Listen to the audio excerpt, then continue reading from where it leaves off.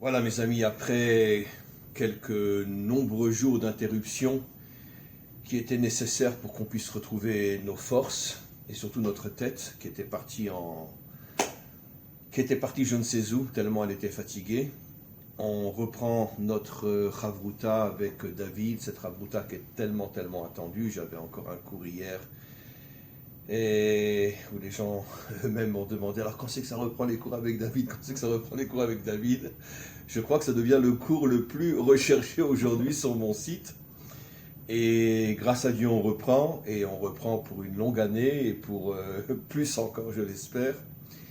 Et je voudrais juste faire une introduction sur un sujet qui va nous accompagner aujourd'hui pendant, je pense, de nombreuses semaines, parce qu'on va lire de nombreux textes qui touchent ce sujet. J'ai mis pas mal de temps à prendre la décision, est-ce qu'on allait traiter ce sujet ou non. Vous allez comprendre pourquoi, parce que c'est un sujet qui est très délicat.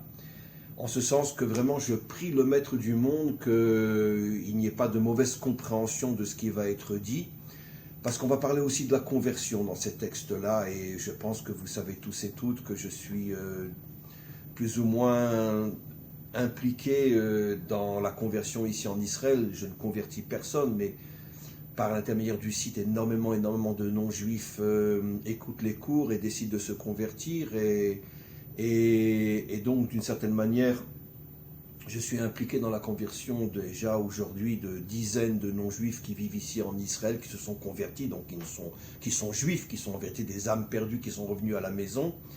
Et c'est pour ça que j'ai hésité, est-ce que je vais traiter ce sujet ou non, parce qu'on va voir dans le Zohar que le Zohar aborde pas que, mais aussi le problème de la conversion d'une manière qui peut être comprise d'une manière négative, c'est-à-dire comme on va le voir, pas aujourd'hui en tous les cas, mais il parle par exemple des fausses conversions, quelqu'un qui ne se convertit pas parce que véritablement et sincèrement il veut devenir juif, mais pour des intérêts quelconques, donnant l'exemple tout simplement, imaginez-vous un homme qui est marié avec une non-juive et qui lui-même n'est pas tellement pratiquant, mais bon, il a envie de faire partie de la communauté juive, ses enfants n'étant pas juifs, alors bon, il essaye de convaincre sa femme de devenir juive, mais bon, alors il joue une certaine comédie de faire croire qu'ils vont pratiquer les commandements, puis une fois qu'elle est convertie, il laisse tout tomber, puis continue à vivre comme avant. Donc ça c'est évident, c'est un exemple de conversion qui est une conversion mensongère, qui est uniquement une conversion sociale, et pas du tout profonde, et il ne s'agit pas d'une âme perdue qui revient, puisque finalement, cette personne qui se convertit ne va pas véritablement vivre comme un juif après sa conversion. Malheureusement, il y a, comme on le sait, énormément de ce genre de conversion, et ne parlons pas même des conversions libérales ou réformées, surtout aux États-Unis, où ce ne sont pas des conversions du tout. Ça veut dire que même si ils ont passé un certain, on pourrait dire, un certain processus entre parenthèses de conversion, au regard de la Torah et des Juifs authentiques, on ne les considère pas du tout comme des Juifs. Et donc, je tiens à préciser véritablement que faites un effort pour bien comprendre ce que le Zohar nous dira. Je n'ai donné simplement qu'une vague petite introduction sur l'un des sujets qui sera traité pas aujourd'hui mais par la suite. Et je veux continuer encore l'introduction pour nous mettre un petit peu dans le sujet. J'ai souvent expliqué dans mes cours que le peuple juif, depuis sa naissance, depuis la sortie d'Égypte, avait été infiltré par de fausses identités juives que l'on appelle le Erev Rav en hébreu. Ces fameux milliers, dizaines, centaines de milliers d'Égyptiens qui, quand ils ont vu justement la grandeur d'Israël, quand ils ont vu tous les miracles qui ont été faits à Israël, ont eu envie de se joindre à ce peuple. Pas parce que sincèrement, profondément, ils avaient envie de devenir juifs, mais tout simplement parce qu'ils étaient, on pourrait dire, impressionnés par la grandeur d'Israël et par la grandeur de ce Dieu qui leur fait tellement de miracles. Et je ne dis pas, et le Zohar non plus ne le dit pas, que tous n'étaient pas sincères, mais une grande partie d'entre eux ne cherchaient pas à devenir juifs parce qu'ils voulaient faire briller en eux leur âme perdue, mais tout simplement parce qu'ils voulaient profiter finalement de la grandeur d'Israël. Et c'est pour ça qu'on les appelle le Erev Rav, qui veut dire le monde de la confusion, parce qu'ils ont causé, comme on le sait, énormément de dégâts au peuple juif. Plus encore, Rachi nous explique qu'au moment où les Juifs sont sortis d'Égypte, Pharaon a introduit dans le Erev Rav, il a vu que des milliers de non-juifs suivaient Israël, il a dit, mais alors c'est l'occasion d'introduire des gens à moi, comme dans les services secrets, où on retrouve dans des postes très puissants des gens qui travaillent pour d'autres nations, c'est vrai dans tous les pays. Et donc, je vais introduire des gens à moi, entre autres les deux enfants de Bilham, nous explique et le Zohar et Rachi, afin de tout faire pour détruire le peuple juif de l'intérieur de deux manières, en causant, on pourrait dire, de graves dégâts à l'intérieur du peuple juif, et aussi en ayant un comportement face aux nations qui est tellement horrible que les nations vont dire, mais c'est quoi ces sales youpins, c'est quoi ces sales juifs? Et comme nous le savons, la Torah est éternelle, ce qui veut dire que ici, nos maîtres nous révèlent un principe fondamental qui nous accompagne jusqu'à aujourd'hui. Dans toutes les générations, le peuple juif est infiltré par des véritables non-juifs qui ne se sont même pas convertis, à qui les nations créent, elles ont le moyen de le faire, une identité juive, et ils sont, on pourrait dire, payés avec énormément d'argent, c'est ce qui leur permet d'accéder à des postes importants à l'intérieur du peuple juif, et ils sont payés pour tout faire pour noircir, pour salir l'image d'Israël face aux nations, et pour le détruire de l'intérieur. On en a un qui est très très célèbre, une sale crapule qui vit aux États-Unis, son nom commence par un SO, et vous savez tous de qui il s'agit, qui n'est pas juif du tout, qui a travaillé avec les nazis pendant la guerre, et qui se fait passer pour un juif, mais qui fait tout pour écœurer le non-juif normal qui entend parler d'une saleté pareille, il dit mais c'est quoi ces youpins, c'est quoi ces... Et c'est d'une certaine manière l'une des causes profondes de la naissance de l'antisémitisme, c'est que dans chaque génération il y a eu de faux juifs, c'est-à-dire de véritables non-juifs qui sont payés et aidés par les nations, par le Vatican ou autres, pour détruire le peuple juif de l'intérieur, mais les nations ne le savent pas, et quand ils entendent parler d'un Madoff, ou quand ils entendent parler d'un Sceaux, etc., ou d'autres, ou d'un Weinstein, ou de toutes ces crapules-là, ils disent, mais c'est quoi ces salioupins? Mais on ne veut pas de juifs sur terre, c'est de véritables crapules, les juifs. Pareil pour ces crapules du CO2, ou ce genre de choses. Alors, certains ne sont pas juifs du tout, c'est ce que Rachi nous dit. Certains sont, oui, juifs sur le papier, mais leur conversion n'était pas sincère, et donc finalement, ils continuent à se comporter comme des non-juifs. L'ensemble de ces deux types d'introduction à l'intérieur de notre peuple s'appelle dans le langage de la Torah le Erev Rav. Dans le Erev Rav, il y avait des Égyptiens qui sincèrement ont voulu se convertir. Il y avait des Égyptiens qui se sont convertis uniquement pour faire partie de ce grand peuple, donc pour se chatouiller le nombril. Et il y en avait d'autres, les plus dangereux et les plus terribles de tous, qui, eux, étaient en vérité des agents égyptiens infiltrés à l'intérieur du peuple juif, qui étaient payés pour détruire Israël de l'intérieur. Et ce phénomène existe jusqu'à aujourd'hui. Il y a une grande partie des convertis qui sont de vrais convertis. Les plus grands de notre histoire, Rabbi Meir, Rabbi Akiva, Onkelos, etc. Et jusqu'à aujourd'hui, grâce à Dieu, on a des convertis qui sont des lumières d'Israël. Mais il y a aussi des convertis qui se convertissent que pour la forme, et dès qu'ils ont leur papier de conversion, ils continuent à se comporter comme s'ils n'étaient pas juifs.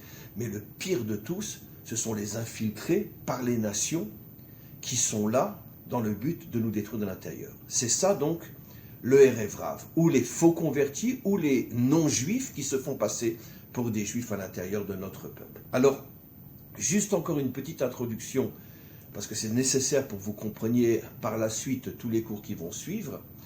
En vérité, comme on va le voir dans le Zohar aujourd'hui, mais là, simplement une ou deux phrases et on commence tout de suite, et surtout, on est pressé de laisser la parole à David aussi, c'est que, en vérité, l'origine de toute cette pagaille, dans le but de détruire Israël, a commencé, comme on va le voir dans le texte du Zohar que j'ai choisi aujourd'hui, avec la faute de Adam, les fameux deux arbres, l'arbre de la vie, Etz Chaim, et Etz Hadat Tov Vera, qu'on peut traduire dans un langage moderne et juste, l'arbre de la confusion entre le bien et le mal. C'est-à-dire le mélange entre le bien et le mal, qui est exactement le schéma du Erev Rav. Parce que dans le Erev Rav, il y a des Égyptiens qui sincèrement voulaient se convertir, il y a des Égyptiens qui uniquement dans la forme voulaient se convertir, et il y a des Égyptiens qui ne se sont pas convertis du tout, à qui Pharaon a créé une identité juive et se sont fait passer pour des Juifs. Donc, c'est quoi l'arbre du bien et du mal? C'est l'arbre de la confusion, c'est-à-dire qu'il y a du bien dans le mal, il y a du mal dans le bien, et on ne sait plus en vérité qui est le vrai et qui est le faux. Hachem avait dit à Adam, ne mange pas de l'arbre du bien et du mal, parce que tu vas amener une confusion terrible dans le monde, on ne saura plus qui est quoi, qui est un homme, qui est une femme, qui est un juif, qui n'est pas un juif, tout va être mélangé, qui est français, qui ne l'est pas. C'est le phénomène qu'on vit aujourd'hui partout. Le problème du Erev Rav n'est bien sûr pas uniquement que dans le peuple juif, il est partout. Aujourd'hui plus que jamais dans tous les pays, puisqu'aujourd'hui on ne sait plus ce qu'être français, on ne sait plus ce qu'être belge, ce qu'être européen, puisque tout est mélangé, les religions, les races, les peuples, et évidemment que la majorité de ceux qui se trouvent aujourd'hui en France ou en Europe ne se sentent pas du tout français, et font tout même pour changer, même, on pourrait dire l'identité française ou l'identité européenne. C'est ça le symbole de l'arbre de la confusion du bien et du mal, c'est ça le secret du Erev Rav. Alors, on va rentrer dans notre premier texte aujourd'hui, on verra encore beaucoup de textes qui vont nous accompagner pendant, j'espère, de nombreuses semaines, et on va découvrir ensemble des notions d'une puissance absolument incroyable. Mon introduction n'est même pas l'ombre de la goutte de tout ce que l'on va étudier, David et moi, et on commence aujourd'hui. Pour ceux qui sont intéressés, on est dans le Sefer HaZohar Bereshit, dans le Matok Midvash, à la page Shin Chaf E. Et on commence. Ve'etz ha'chaim, she'u Zahir Anpin, c'est-à-dire qui est Tiferet. Le Etz Chaim, on l'a déjà vu ensemble, David, de nombreuses fois. L'arbre de la vie fait allusion à la sphira de Tiferet, ça veut dire la sphira de l'unité, qui unit les contraires. De'u ilana dechaye. C'est la raison pour laquelle on l'appelle l'arbre de la vie, parce que tout celui qui s'enferme dans une idéologie, dans une vision des choses, et qui n'accepte pas d'autres idéologies, d'autres visions que la sienne, est appelé un mort, puisqu'il se sépare finalement de l'unité. L'arbre de la vie, c'est l'arbre de l'union des différences, et c'est pour ça qu'il s'appelle l'arbre de la vie. Cet arbre-là, ce concept-là ne se dévoilera véritablement qu'au moment de la délivrance. Et cet arbre-là sera planté dans le jardin, le fameux Gan Eden. Alors bien sûr, ce sont des métaphores, tout ça, mais qu'est-ce que ça veut dire? L'arbre du Tiferet sera planté dans le jardin, c'est-à-dire que le jardin fait allusion à la Malchut. La Malchut, ça fait allusion donc à la manière dont l'homme se comporte dans ce monde, les dirigeants, les peuples, etc. Et on sait que la Malchut est complètement tombée, puisque les dirigeants surtout et les peuples aussi n'acceptent absolument pas que Dieu se mêle de ce qui se passe dans ce monde. Reste en haut et fiche-nous la paix. Ce monde est à nous, toi garde le ciel, on te le donne, mais la terre est à nous, surtout au niveau des dirigeants. Mais un jour viendra où l'arbre de la vie sera planté dans la Malchut, Besod Yichud Tadiri, et il y aura une unité totale entre le monde d'en haut et le monde d'en bas. Deit Marbe, comme il est dit, Velakar Gami Etz Hachayim, il prendra un jour, l'homme mangera un jour du Etz Hachayim, de l'arbre de la vie, Veachal Vechai Leolam, et il vivra pour l'éternité. Veshrinta lo shalta alei ilana desitra achara, et il n'y aura plus aucune force contraire qui sera capable de détruire la présence d'Hachem dans ce monde. Je lis ce que dit le Matok, qui az, au moment de la délivrance, Nehemar vet ruaratuma he'evir mina aretz. Hachem nous dit qu'il fera disparaître toute l'impureté de ce monde chez Mina Aretz, de la terre qui est la Shrina, c'est-à-dire en vérité de la terre et de la présence d'Hachem dans ce monde matériel, des Inun Erev Rav, d'où proviennent toutes les forces contraires qui pourrissent et qui détruisent ce monde, Israël et les 70 nations, c'est le Erev Rav, c'est le monde de la confusion, chez Shorsham Mesitra Achara, qui eux viennent des forces contraires, des Inun, et eux représentent Etz Ada Tov Vera, ils représentent l'arbre de la confusion entre le bien et le mal, c'est la véritable traduction, l'arbre de la confusion entre le bien et le mal, Velo Tekabel Be'od Tameh, et il n'y aura plus d'impureté dans ce monde, Chada ou Dirtiv, comme il est dit, Hashem Badad Yanchenu, Ve'en Imo El Nechar, c'est-à-dire que l'humanité retrouvera, elle se séparera de toutes les forces étrangères, de toutes les forces d'idolâtrie, d'impureté, de débauche, de toutes les saletés qu'il y a dans ce monde, qui loye shum koar la sitra achara.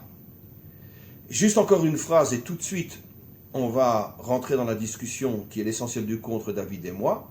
Ou beginda, et c'est la raison pour laquelle nos maîtres nous disent, l'omekablim gerim limota Mashiach, il n'y aura plus de conversion à l'époque du Mashiach. Pourquoi ? Parce que toutes les étincelles positives qui étaient perdues chez les nations vont être récupérées avant la délivrance. Et donc il n'y aura plus besoin d'aller chercher des étincelles perdues chez les nations, puisqu'elles auront toutes été récupérées, au point que nos maîtres nous disent que pourquoi on attend le Mashiach, parce que tant que le Mashiach sait qu'il y a encore une étincelle juive qui est perdue chez un non-juif, il ne peut pas se dévoiler, parce que s'il se dévoile, on ne pourra plus récupérer cette étincelle. Vete shrinta ke gafna delo mekable nata mimina achara, j'ai terminé. Et la présence d'Hachem dans ce monde sera comme une vigne qui ne supporte aucune connexion avec des fruits différents de la vigne ou des arbres différents de la vigne. Voilà. Donc je m'excuse pour cette introduction de 16 minutes où j'étais le seul à prendre la parole, mais c'était nécessaire pour introduire cette série de cours que nous allons maintenant traiter ensemble, David et moi. Alors, David, je te pose une question pour introduire finalement notre Chavruta. Comment tu comprends tout ce qui a été dit ? Comment tu vois tout ce qui a été dit ?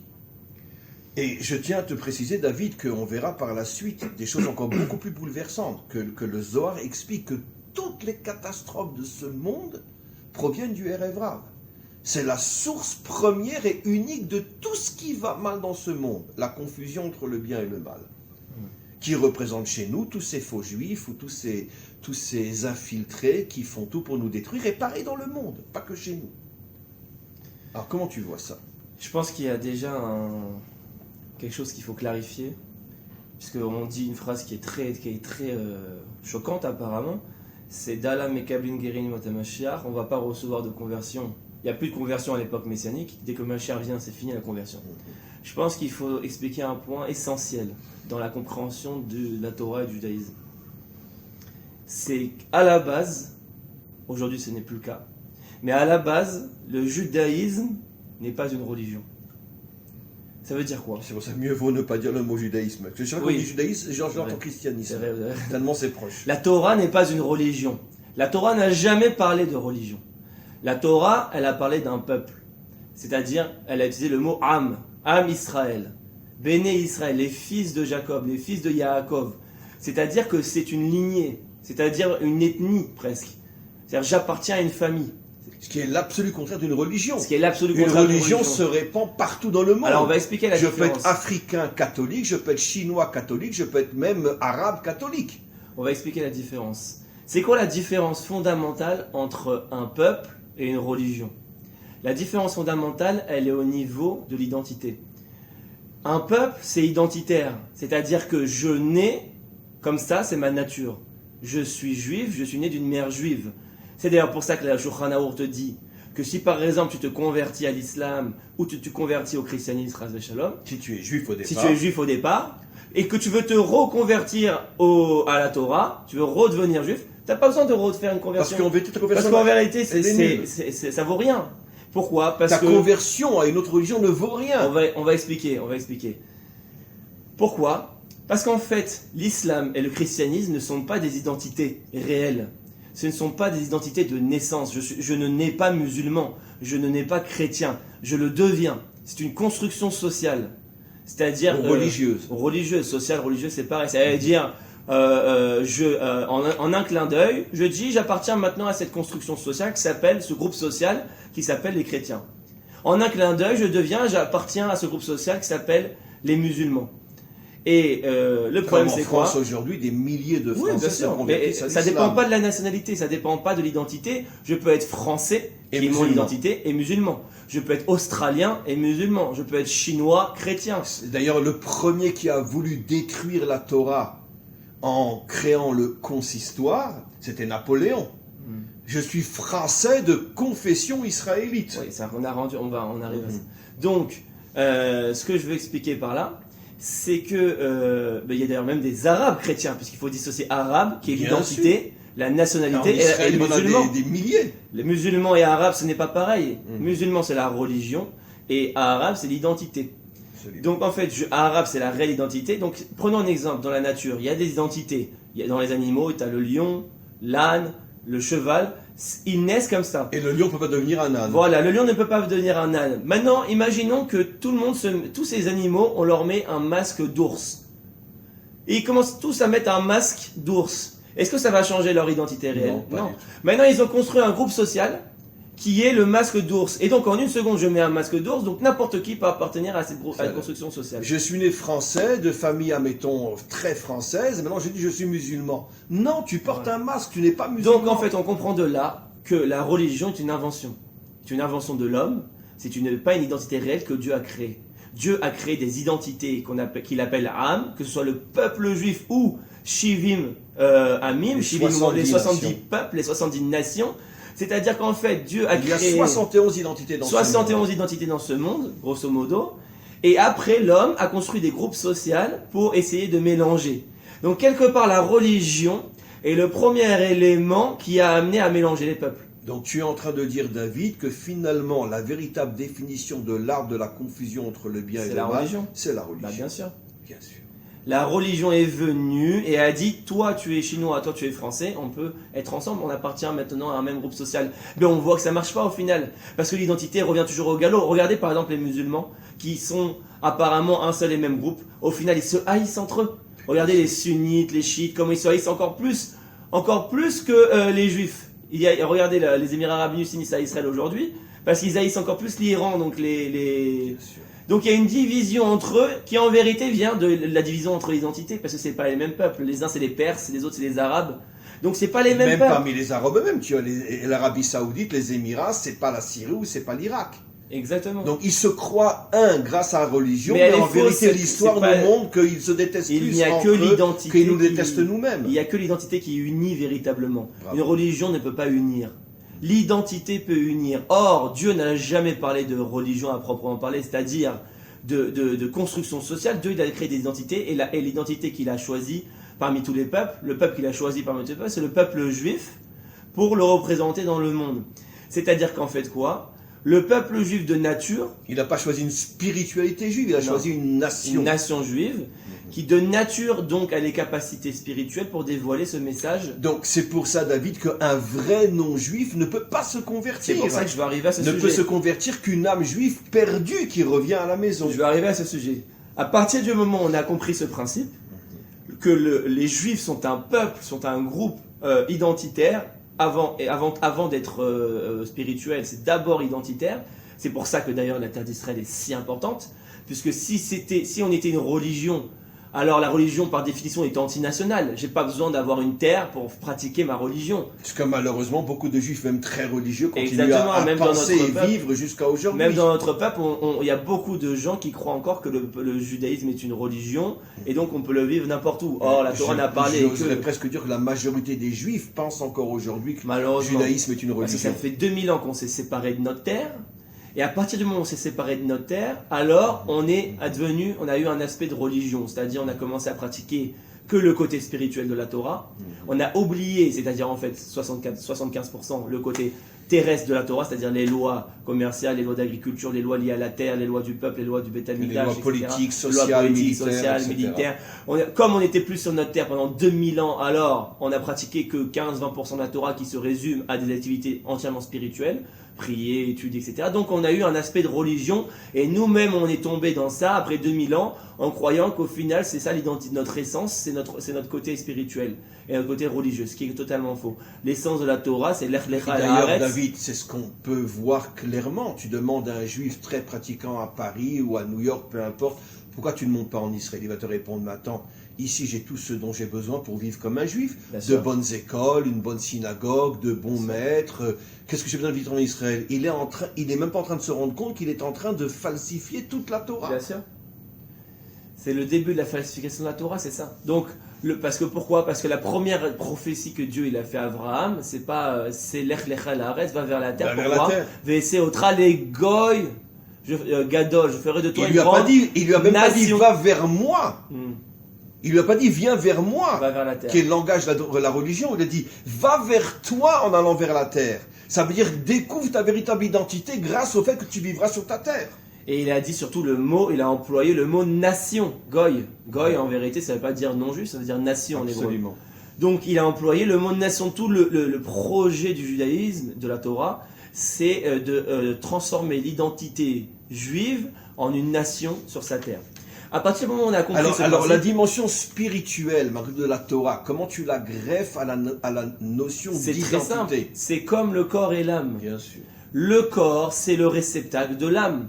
Donc à partir du moment où tu as un réceptacle, tu peux introduire la Donc lumière. ce qui veut dire que si tu n'es pas une nation, Tu tu ne ne peux peux pas avoir en de spiritualité aucun cas réelle. avoir une spiritualité authentique. Ben non, c'est C'est impossible. impossible. Comment tu veux allumer une bougie si tu n'as pas le pétil, si tu n'as pas comment on traduit pétil? La fil, mèche. La mèche. Sans mèche, tu ne peux pas allumer de bougie. Donc toute la religion qu'on pratique aujourd'hui, c'est une fausse flamme, c'est une fausse lumière, puisqu'on n'a pas la mèche. La mèche, c'est Eretz Israël, c'est la nation, c'est le socle. D'ailleurs, c'est pour ça, vous le dites dans tous vos cours, c'est pour ça que dès qu'il y a eu le don de la Torah, tout de suite après, qu'est-ce qu'il a introduit Dieu? Les lois sociales. On verra plus tard un texte, je ne sais pas si le mot est juste, terrifiant du Zohar, qui dit que tous les juifs qui sont en Chutz La'aretz n'ont pas de Torah. Et c'est la Gemara aussi qui dit qu'ils n'ont pas de Dieu. Ça veut dire, pourtant on en a eu quand même, bon je ne veux pas citer des noms parce que je tremble de peur, mais on en a eu quand même de sacrés grands en Chutz La'aretz, en dehors de la terre d'Israël. Et on verra que le Zohar dit que la Torah, qui est comparée à la pluie, ne tombe pas en exil. Bon, Il n'y a pas de Torah en exil. Juste pour faire Il y a du judaïsme en exil, mais il n'y a pas de Torah en exil.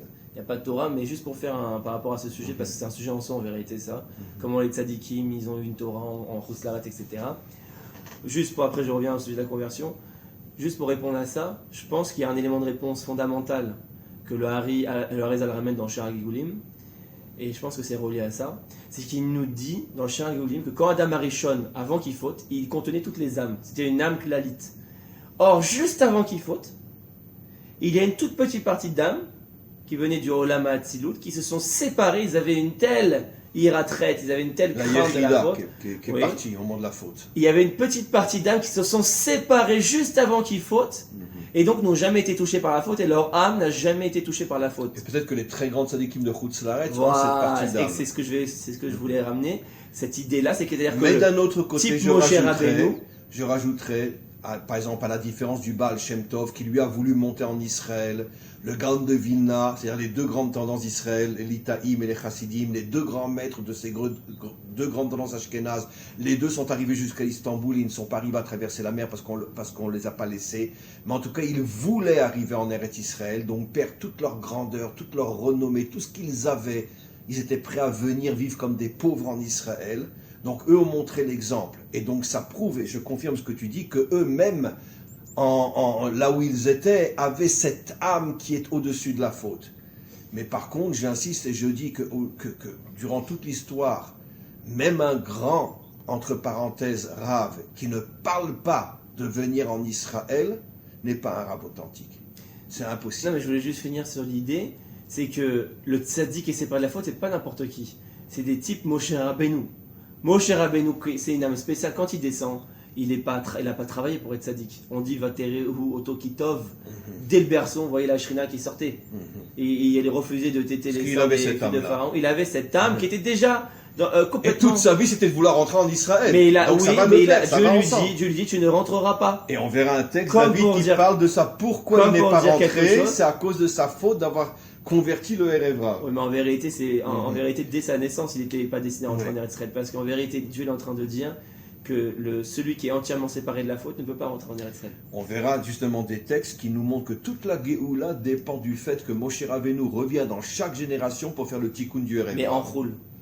En Chul Dafka. Pour reprendre toutes les étincelles perdues au milieu du Erev Rav. Et quand il aura terminé son travail, le Mashiach se dévoilera. Ou plus encore, le Zohar dit, il se dévoilera lui-même à l'intérieur du Mashiach. Bon, c'est des textes de folie qu'on va voir, on va vraiment s'envoler complètement. Mais juste pour revenir donc à ce qu'on disait, à partir du moment où on a compris que les Juifs sont un peuple, sont un groupe identitaire, comment peut-on parler de conversion? Puisque la conversion, elle est liée à la religion. C'est quoi la conversion? La conversion, je deviens. Je veux appartenir à ce groupe. Or, si c'est un groupe ethnique, c'est un groupe identitaire, c'est un groupe de naissance, je nais juif et ça ne peut pas changer. Un juif ne peut pas sortir de son état de juif. Alors pareil, dans le sens inverse, comment un non-juif pourrait devenir juif? On pourrait même rajouter, c'est... Bon, les gens le prennent comme ils le prennent. Non, je vais avancer, je vais nuancer. Je voudrais juste rajouter qu'aujourd'hui, avec la possibilité ouverte de vivre ici en Israël, si un non-juif se convertit et continue à vivre en dehors de la terre d'Israël, c'est sûr que ça ne peut pas être une conversion sincère. Puisqu'il se convertit à la religion, non à l'identité juive. Car l'identité juive n'existe que sur la terre d'Israël. Bien sûr. Mais ce que je voulais arriver à dire, c'est que à partir du moment où on a compris ça, on peut se poser la question fondamentale. Vu que la conversion, c'est lié à la religion, donc on comprend maintenant que dans l'islam et le christianisme, ça se fait en 2 secondes. Mais pourquoi donc il y a eu une conversion dans le judaïsme? Comment c'est possible que des non-juifs deviennent juifs si c'est identitaire, si c'est de naissance? Un lion ne peut pas devenir un ours, c'est inchangeable, la nature n'est pas changeable. Hachem a créé des différences et comme ça, même si on le refuse, on peut refuser tout ce qu'on veut. C'est un mensonge de croire qu'on peut changer son identité. Alors d'où est née la conversion? Et là, le Harizal, il est intervenu dans un de ses passages, où il explique qu'en fait la conversion est née à un moment donné dans l'histoire juive, parce qu'à cause de ce que vous parlez là, de ce Erev Rav, de ce Etzadat, etc., il y a eu des confusions et des étincelles juives. Parce que comment se définit l'identité juive? Elle se définit par la Neshama, Alors justement, c'est un texte qu'on va lire par encore l'identité à la fin du spirituelle. cours ici. Ce qui est difficile à cerner aujourd'hui, parce qu'on ne voit pas l'identité réelle spirituelle, on ne voit pas la Neshama divine. Donc, les Neshamot juives, il y a eu à cause de la confusion dont À vous cause de parlez la du faute, les Etzadat, Neshamot etc., sont tombés. il y a des Neshamot juifs qui sont tombés chez les nations. On va le lire ce texte-là d'ailleurs. Et donc la conversion n'a été inventée que pour ramener ces Neshamot juives dans leur peuple. Tu sais que le Talmud révèle que la véritable raison profonde, cachée, mystérieuse de l'exil, c'est pour aller chercher les étincelles perdues. Bien sûr. Nous sommes partis, nous avons quitté notre terre. Alors évidemment que celui qui ne connaît que le sens littéral va dire mais non.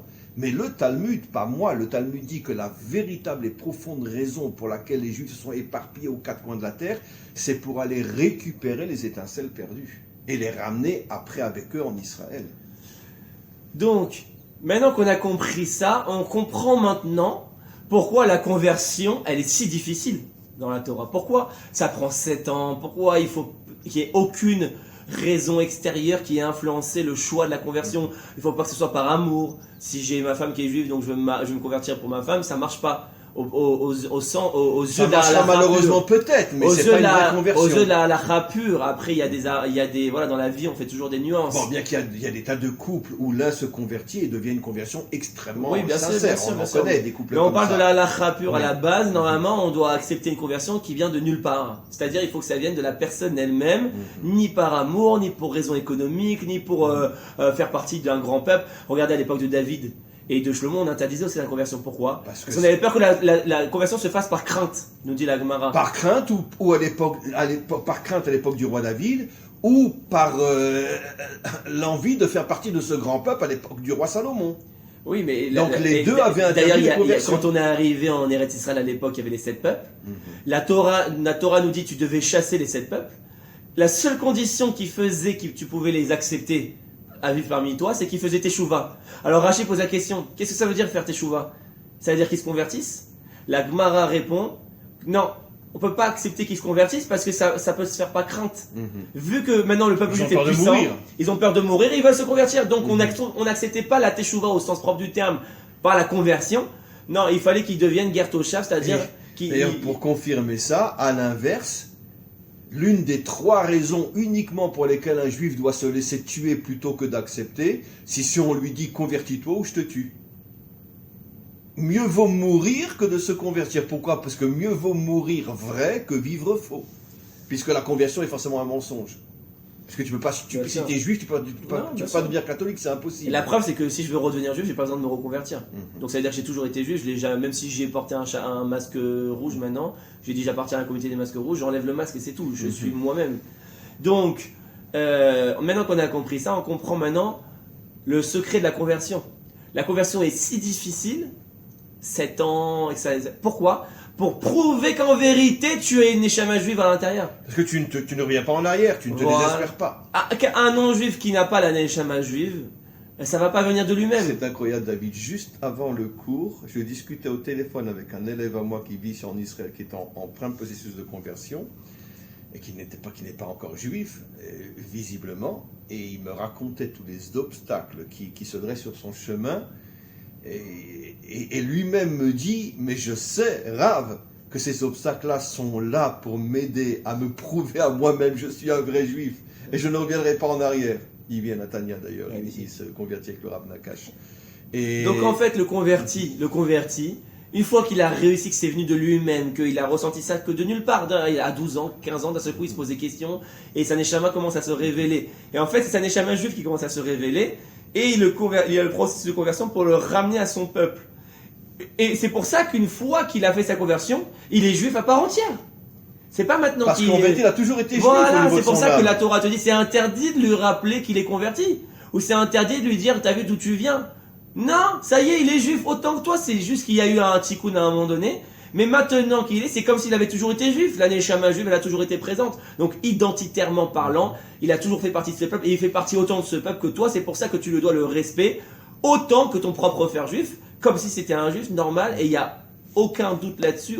Celui qui fait un vrai converti, celui qui lui porte honte ou quoi par rapport à sa conversion, c'est très très grave. Donc, parce qu'il a toujours été juif. Et donc, il a juste passé par un chemin extérieur. Mais en vérité, il a toujours été juif. Et maintenant, on va comprendre beaucoup mieux ce que nous dit le Zohar, je pense, que à la fin des temps, quand le Mashiach va venir, il n'y aura plus de conversion. Apparemment, c'est choquant. Pourquoi? Qu'est-ce qu'il y a? Eh ben non. Parce qu'une fois qu'il y a le Mashiach, on a récupéré toutes les âmes. Bien sûr. Donc il ne peut venir qu'après avoir récupéré toutes les âmes. Donc le sujet de la conversion n'a plus lieu d'être. Puisqu'on peut un non-juif... Mais au contraire, le Mashiach va aider les 70 peuples à retrouver leur propre identité. Ça, c'est très important. C'est le point et à s'identifier et à être heureux d'être ce qu'ils sont. Bien sûr. C'est le point que je voulais arriver après, c'est que... Comme je dis souvent, quand ça m'arrive de faire des séminaires, ou peu importe, avec mes élèves non-juifs en France, et que tout d'un coup, il y en a un qui me dit « Rav, je voudrais me convertir », la première chose que je lui dis, je lui dis « Mais pourquoi tu veux te convertir ?» Bien sûr, on cherche pas à convertir. Mais quoi, tu veux te convertir? Mais tu peux te réaliser, être aussi bien que moi, en étant... Mais c'est la raison fondamentale pour laquelle le judaïsme n'est pas prosélyte. Justement, c'est pour ça qu'on n'est pas prosélyte. Parce qu'on ne cherche pas à convertir, puisque tu ne peux pas changer un non-juif à devenir juif. Et l'inverse, tu peux devenir un juif. Alors le point que vous avez précisé, c'est très important à comprendre. Il n'y a rien de péjoratif à être non-juif. Au contraire, être non-juif, c'est magnifique. Être non-juif et se réaliser en tant que non-juif, la Torah a donné... C'est aussi grand qu'être juif et voire des fois même plus grand. Il y a des non-juifs qui arrivent à un niveau en tant que non-juif, dans leur identité non-juive, à un niveau de morale, etc., qui dépasse même des juifs. Bien sûr. Il n'y a pas de supériorité, c'est la différence. Vayavdel et le Ben Israël la Hamim. Dieu il a différencié. Israël des nations. La différence ne veut pas dire hiérarchisation. Mais bien sûr que non. Il n'y a pas un qui est meilleur que l'autre. La différence veut dire attribution de rôles différents. Et ensemble on se complète. C'est comme l'homme et la femme. Ensemble se complètent pour arriver à une unité. C'est comme c'est Einstein qui donne cet exemple. Il dit t'as un poisson et t'as un singe. Alors forcément, si tu dis au poisson va escalader l'arbre, il va se sentir ridicule, le singe va être supérieur. Mais si tu mets le singe dans l'eau, Alors maintenant, c'est le singe qui va être ridicule. C'est-à-dire que chacun dans son domaine est le plus Exactement. grand. C'est-à-dire que son domaine dans est le son plus milieu naturel, en fonction de ses capacités naturelles, le peuple juif a des capacités naturelles liées à la spiritualité, au message divin. Son milieu naturel, c'est Eretz Israël, c'est comme un poinçon dans l'eau ici. Et le juif en Eretz Israël dévoile sa véritable nature. Et chaque peuple a sa terre, en vérité, les Chinois ils doivent avoir la Chine, la France, c'est pour ça que les mélanges c'est la catastrophe. Et chaque peuple a son identité, et sa mission, et ses Tu capacités. sais qu'il y a un texte dans le Talmud, toujours au début de Masechet Avodah Zarah, qui dit qu'au moment de la délivrance, Hachem va appeler, ce sont des métaphores, va appeler tous les peuples. Et tous les peuples vont se présenter devant lui.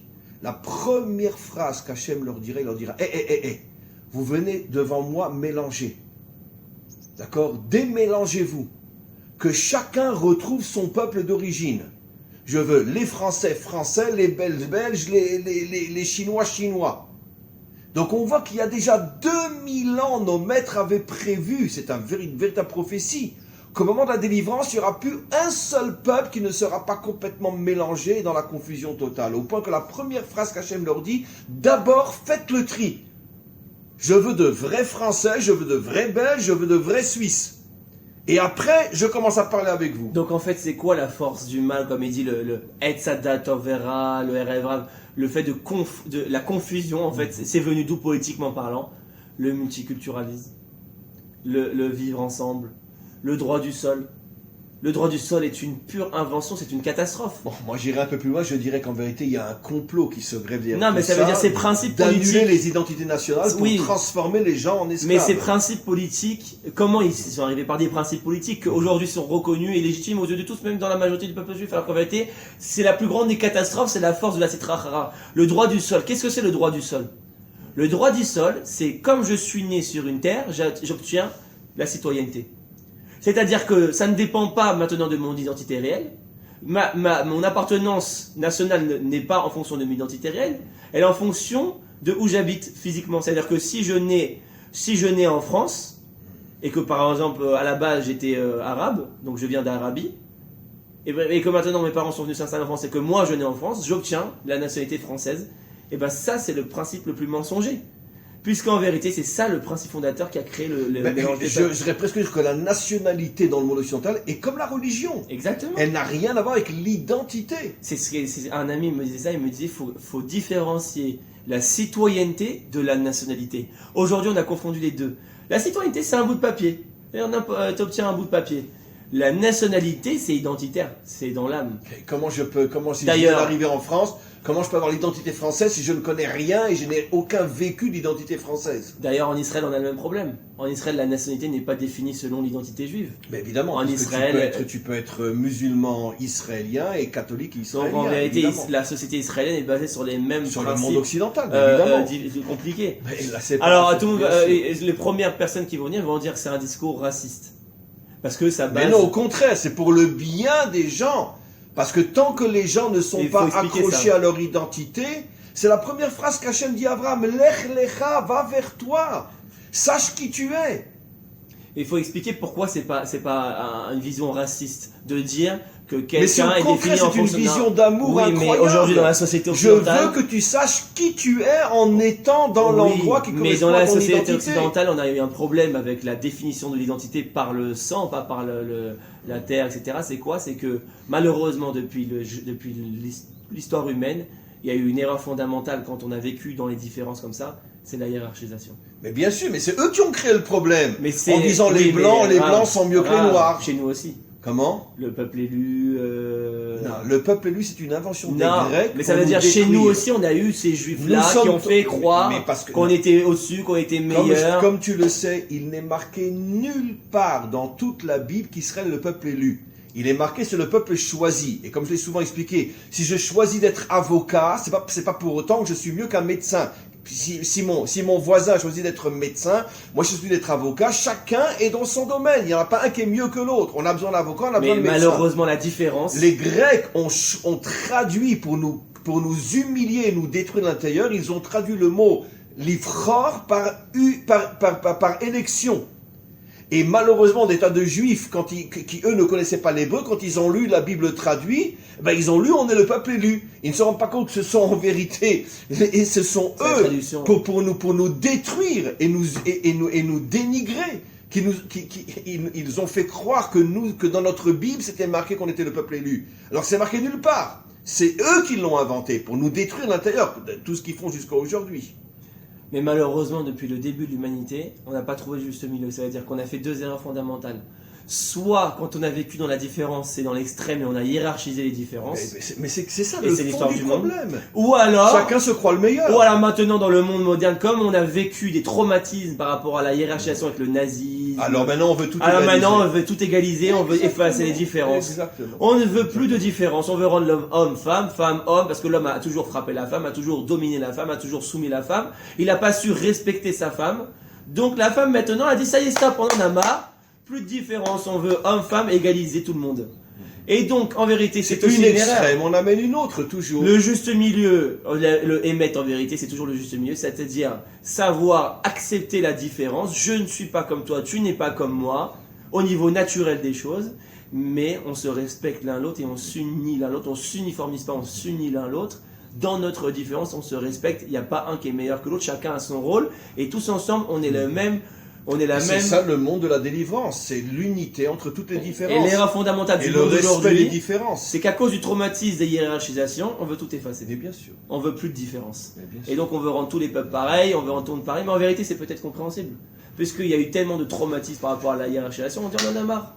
C'est vrai, la femme elle a tellement été soumise par l'homme que maintenant elle en a marre. On peut comprendre. Je sais pas moi, n'importe quel exemple. Les goïms, c'est qui ont perçu qu'il y a eu des juifs qui ont dit toutes les guerres entre les peuples ont toujours été un problème d'élection, c'est-à-dire qui est le meilleur. Les goïms qui ont dit les luttes entre les catholiques et les protestants, etc. Dans le Talmud, vous dites les goïms sont comparés à des animaux, le peuple juif est super, etc. Donc on peut comprendre que à cause de la mauvaise interprétation de ces textes-là, que les juifs eux-mêmes ont fait, ils se croient meilleurs, etc. Alors les goïms se sentent rabaissés et donc ça crée une division, ça crée une haine. En vérité, c'est là la source de tout le problème de l'humanité. De toute façon, le Talmud dit clairement que la racine de tous les malheurs du monde, c'est l'orgueil. Bien sûr. C'est l'orgueil, ce que moi j'appelle le culte de l'ego. C'est l'orgueil. C'est l'orgueil. C'est le contraire de l'unité. Je voudrais juste qu'on lise, il nous reste quelques minutes, un texte qui servira d'ailleurs d'introduction au prochain cours. Non, c'est la page Shin Yud.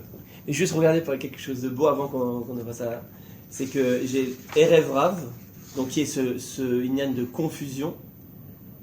Il a un tikkun, comme on dit, Nachash. Nachash, il s'est gematria Mashiach. Nachash est 358 en valeur numérique. Son tikkun, c'est quoi? C'est Mashiach. Mashiach, c'est la même valeur numérique. Pourquoi ils ont la même valeur numérique? Pour te dire l'un est le tikkun de l'autre. Bien sûr. Et bien, Erev Rav, c'est la valeur numérique du mot Da'at.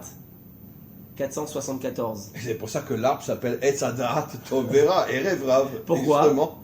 Parce que le tikkun du Erev Rav se trouve dans le Da'at. C'est quoi le Da'at? L'union entre les contraires. L'union entre les contraires. Quand il y a écrit Da'at en hébreu, c'est pas la connaissance, le vrai. Non, c'est l'union des contraires. Ça vient du mot, du verset qui dit Ve'adam yada et trava ishto. L'homme, il a connu sa femme. Da'at, ça veut dire qu'il y avait l'homme et la femme qui étaient contraires. Ils se sont unis. C'est-à-dire que l'unité.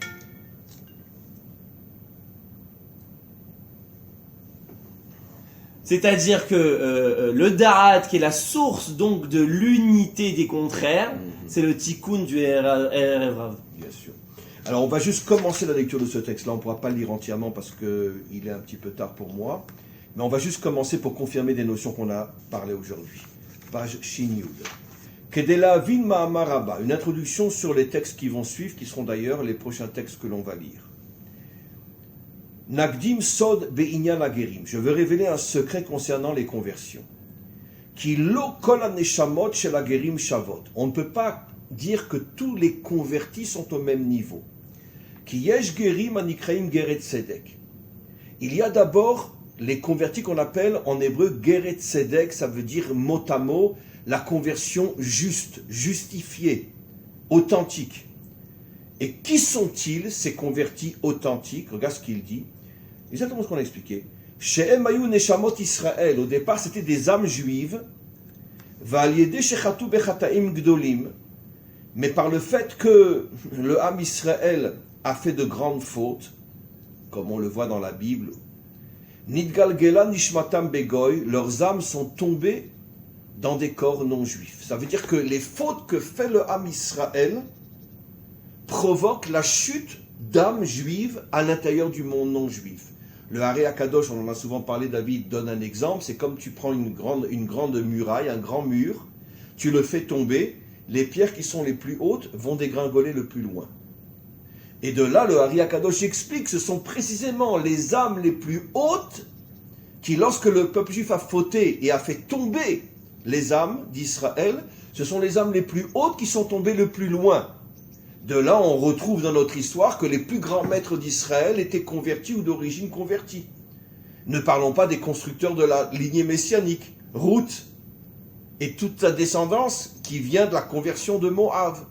Rabbi Akiva, Rabbi Meir, Onkelos, Shamaya, Ve'aftalion et combien d'autres. Les plus grands maîtres d'Israël avaient une source de conversion. Pourquoi ? Parce que c'était des âmes immensément hautes qui sont tombées immensément bas. Et donc, c'est ce qu'il dit, Veyesh Gerim, malheureusement, il y a un autre type de conversion, chez Einam Nikreim Geret Tzedek, on ne peut pas appeler des conversions authentiques, comme le Erev Rav, chez Nishmatam, Imina Klipa, parce que leur âme reste à l'intérieur de l'impureté, mamash véritablement, Ve'en laem chelek bekdusha, je vais traduire après le sens, et ils n'ont pas véritablement de part dans l'identité juive. Ve'achiluk beinehem, comment faire la différence entre un vrai ou un faux? Ki im mitgairim lo mishum pachad, s'ils se convertissent non par peur, comme à l'époque du roi David, Velo mishum tava gufanit, où ils ne cherchent pas les plaisirs matériels de ce monde, comme à l'époque du roi Salomon, où on ne se ramassait même pas pour ramasser une pièce d'or, tellement les gens étaient riches à l'époque de Salomon que s'ils voyaient une pièce d'or par terre, ils ne se ramassaient même pas pour la prendre. Qui im lea avat veyirat akadosh baruch hu. Seulement celui qui se convertit uniquement par amour et par crainte d'Hachem, celui-là, sa conversion est une vraie conversion. Zeyore, ça montre qu'inishmatam, que leur âme, ne'etzlam mishoresh Israël, est en vérité au départ une âme juive. La reine et mishtokekim la chouve les amam, pour ça qu'ils veulent absolument revenir vers leur peuple, ulmolatam, et vers leur identité. Velo yachushu les shiflutam Israël, bagalout, et au contraire, c'est précisément lorsque le peuple juif est au plus bas qu'ils veulent revenir à la maison. Ça aussi, c'est un critère incroyable que donne ici Gnoatok Mitvash. Ça veut dire que ceux qui se sont convertis pendant toute l'histoire où les juifs étaient justement humiliés, poursuivis, massacrés, ça c'est sûr que ce sont des âmes juives. Parce que qu'est-ce que... attends, mais aujourd'hui tu es catholique, qu'est-ce que tu as besoin de te convertir et tu vas te faire massacrer toi aussi? Donc ça prouve que c'est une véritable âme juive. Mais celui qui se convertit pour des raisons, on pourrait dire, extérieures, là, c'est déjà beaucoup plus problématique. Donc, on en revient toujours au même problème, c'est que finalement, et je voudrais juste un petit peu introduire une autre notion. En vérité, ici, on parle des convertis. Mais David, le problème, il est vrai en vérité pour chaque homme, et d'abord pour chaque homme juif. Pourquoi tu reviens à la Torah? Quand tu fais tes chouvas, pourquoi tu reviens à la Torah? Pourquoi? Et on sait que malheureusement, il y a beaucoup de gens qui reviennent à la religion parce qu'ils ont une vie brisée. Combien de gens, par exemple, après un divorce ou après une faillite, tout d'un coup, ils cherchent le salut, ils reviennent à la religion, y compris le judaïsme. Combien de jeunes qui se sont drogués, qui se sont débauchés, ils veulent se reprendre en main, ils reviennent, pas forcément à la Torah, ils reviennent au judaïsme, ils reviennent à la religion. Ça veut dire en vérité, quelle est ta véritable motivation? Est-ce que tu reviens vers Hachem pour Hachem ou pour t'en sortir toi?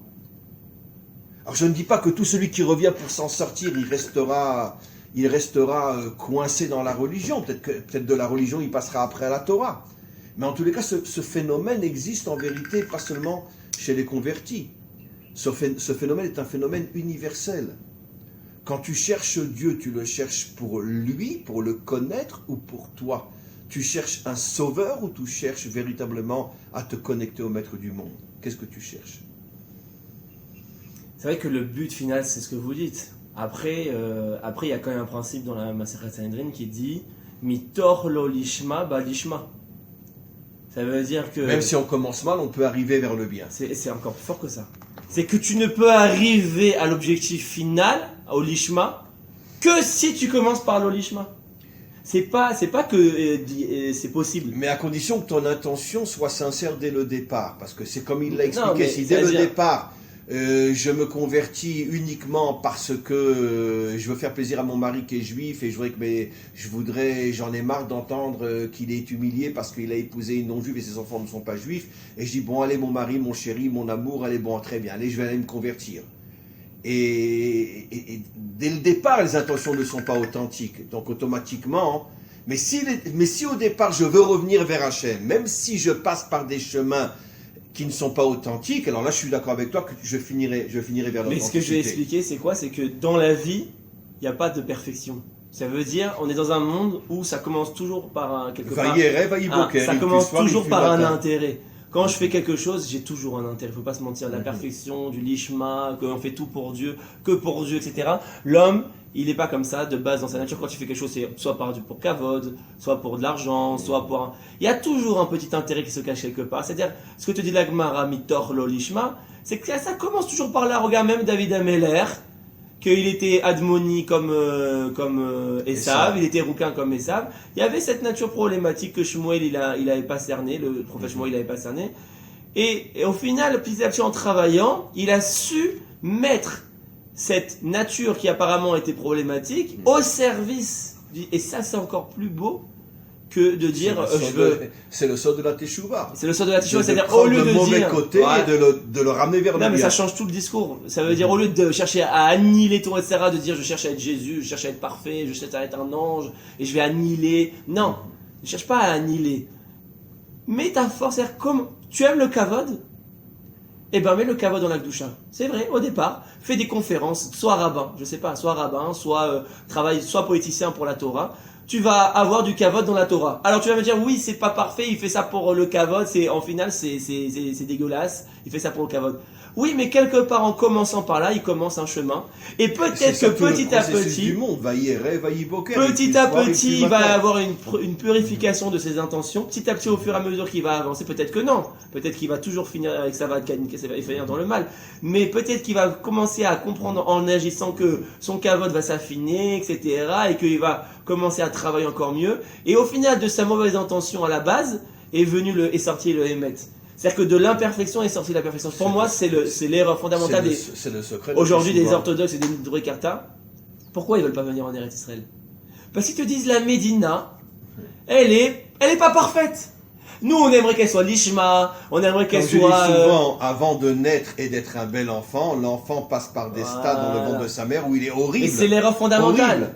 Ils te disent, le Médina, il est laïque, il est pas parfait, nous on veut le royaume. C'est le processus, il n'y a pas le choix. Voilà, c'est mitor lo lishma, ba lishma, c'est-à-dire que la Médina doit passer par cette forme-là, au départ laïque, Tel Aviv, etc., pour attirer tout le monde, pas que les chapeaux barbes, pour attirer tous les juifs du monde entier, qu'il y ait de la Et après, ça se Et transforme. petit à petit, l'État va se transformer. Aujourd'hui, commence à fleurir les yeshivot, la Torah, etc. Après, au départ, il n'y avait pas toute cette Torah en Eretz Israël. Non, bien sûr que non. Et on voit que de Même à Tel là... Aviv, il y a 20 ans, il n'y avait aucun restaurant cachère. Donc Aujourd'hui, il y en a partout. la pire des défauts dans la vie, c'est le perfectionnisme.